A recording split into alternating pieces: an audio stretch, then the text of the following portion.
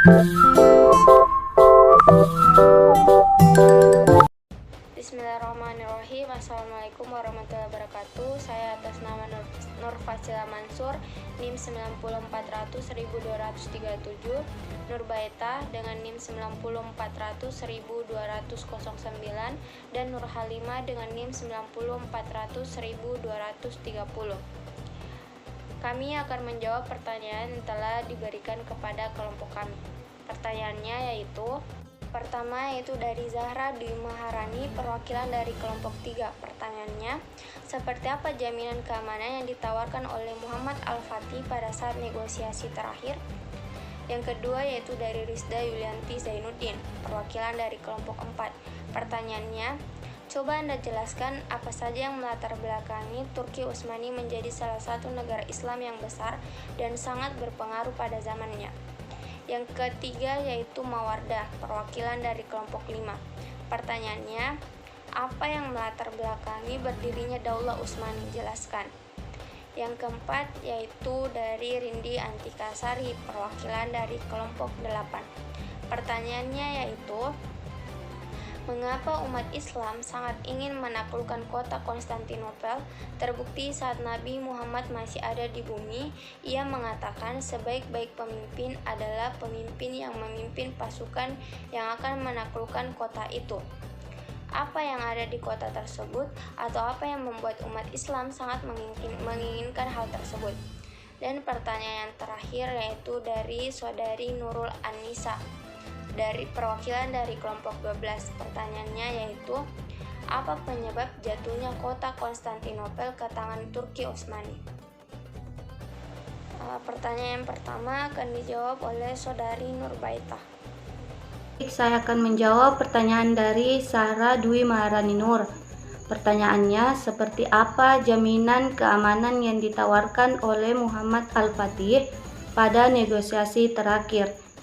Jawabannya yaitu negosiasi-negosiasi yang diberikan oleh Muhammad Al-Fatih adalah Sultan ingin agar Konstantinopel diserahkan saja kepadanya, dan dengan begitu ia berjanji tidak akan mengganggu penduduk dan gereja-gerejanya. Keinginan Sultan itu ditulis dalam bentuk surat-surat. Adapun isi kandungan surat yang dikirimkan Sultan adalah, maka hendaklah kekaisaran Anda menyerahkan kota Konstantinopel kepadaku, dan saya bersumpah pasukan saya tidak akan mengganggu seorang pun dari penduduk kota Anda, baik jiwa, harta, dan kehormatannya. Dan siapa yang mau tetap tinggal di kota, hidup di kota tersebut, maka ia akan aman dan selamat. Dan siapa yang ingin meninggalkannya kemana saja ia mau, maka ia juga akan aman dan selamat. Keinginan Sultan Mehmed itu pun tidak dipenuhi oleh Kaisar. Hingga akhirnya perang terus berkecamuk di antara kedua belah pihak. Selama berhari-hari perang, pasukan Islam yang dipimpin oleh Sultan Mehmed yakni bahwa Konstantinopel tidak lama lagi akan jatuh. Meski demikian, ia tetap berusaha untuk memasuki kota itu dengan cara damai.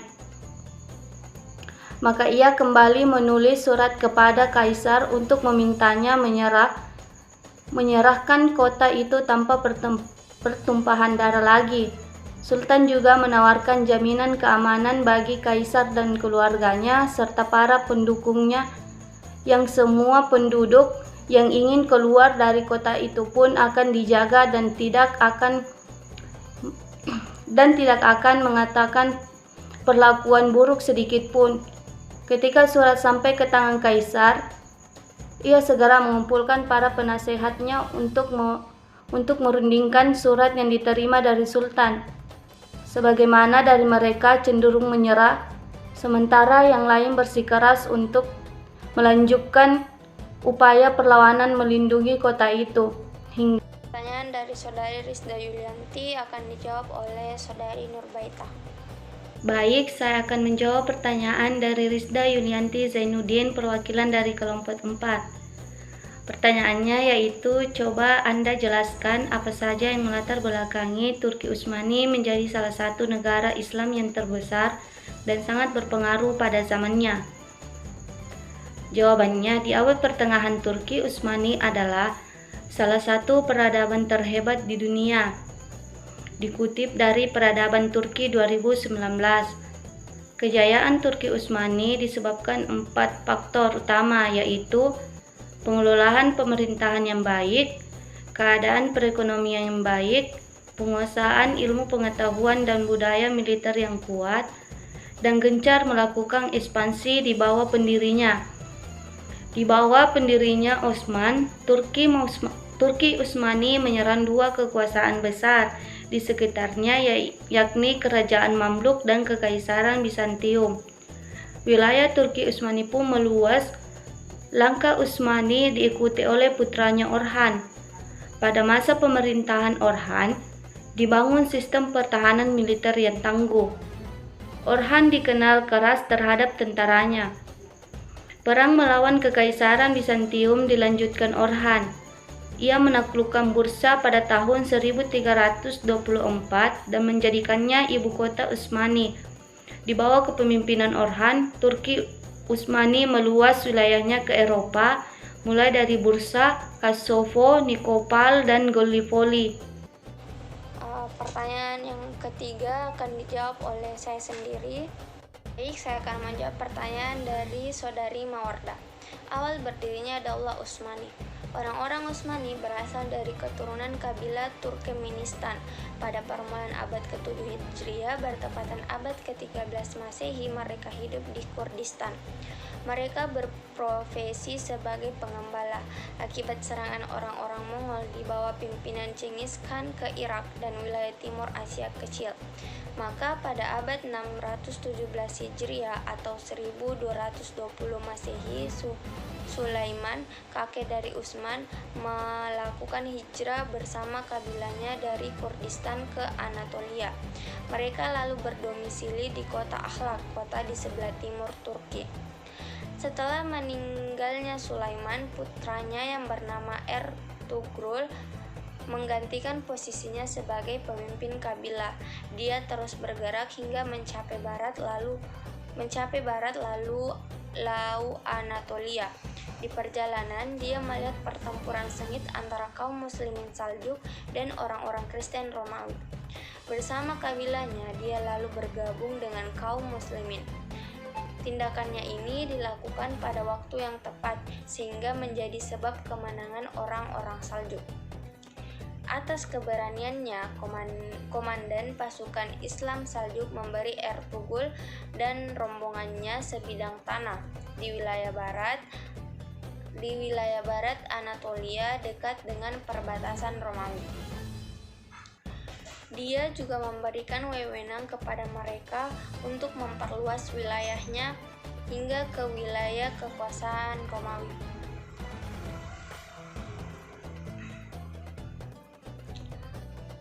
Orang-orang Saljuk pun mendapat sekutu kuat dalam berjihad melawan Romawi. Maka terjalinlah persahabatan erat antara negara baru tumbuh ini dengan orang-orang Saljuk akibat adanya musuh bersama dalam akidah dan agama. Persahabatan ini terus berlangsung selama masa hidup Ertugrul yang wafat pada 699 Hijriah atau 1299 Masehi. Sepeninggalannya, putranya yang bernama Utsman menggantikan posisinya sebagai pemimpin. Dia menempuh kebijakan politik yang telah dilakukan ayahnya dalam memperluas wilayah hingga wilayah kekuasaan Romawi. Selanjutnya, pertanyaan dari saudari Rindianti Kasari akan dijawab oleh saudari Nur Halimah. Baik, terima kasih. Saya akan menjawab pertanyaan dari saudari Rindianti Kasari. Penaklukan Konstantinopel telah direncanakan sejak zaman Rasulullah, namun tidak pernah berhasil. Hingga Rasul berkata, kota Konstantinopel akan jatuh ke tangan Islam. Sesungguhnya sebaik-baik pemimpin adalah sebaik-baik tentaranya.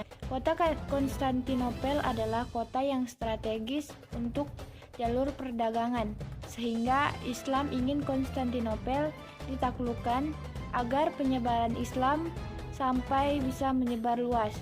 hingga akhirnya pada tahun 1453 Sultan Muhammad Al-Fatih melakukan penyerangan terhadap Konstantinopel dan akhirnya Konstantinopel berhasil direbut oleh pasukan Turki atau Islam.